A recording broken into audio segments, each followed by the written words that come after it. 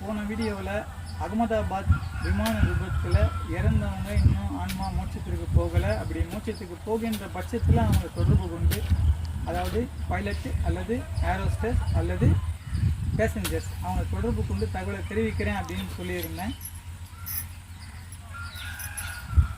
இப்போ அவங்களுடைய ஆன்மா மோட்சம் அடைஞ்சிருக்கு.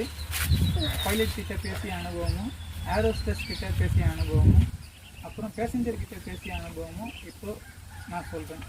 அதுக்கு முன்னாடி முன்னோர்களை தொடர்பு கொண்டு பேச முடியுமா அப்படின்னா முடியும். இறைவன் தான் அதுக்கு பாலம் அமைச்சு கொடுக்கணும். அப்படி ஏரோஸ்டஸ் விமான பணிப்பெண்ணை தொடர்பு கொண்டு பேசும் பொழுது முதல்ல அவங்க ஃபேமிலிக்கு எங்களுக்கும் ஒரு பிளெஸிங்ஸ் கேட்டு வாங்கிக்கிட்டோம்.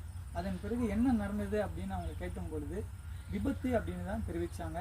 அப்புறம் பேசஞ்சர்ஸ் ஒருவரை அழைச்சி பேசணும், அவரும் விபத்து அப்படின்னு தான் குறிப்பிட்டிருந்தார். இறுதியாக பைலட்டை அழைச்சி சில உரையாடல்கள், அதில் குறிப்பாக என்ன நடந்தது அப்படின்றத நான் அவர்கிட்ட கேட்கல. ஏன்னா அது இன்வெஸ்டிகேஷனில் இருக்குது. நான் இன்வெஸ்டிகேஷன் அதிகாரி நான் கிடையாது. அதனால் பொதுவான சில தகவல்கள் அதை மட்டும் விசாரித்து வழி அனுப்பி வச்சோம்.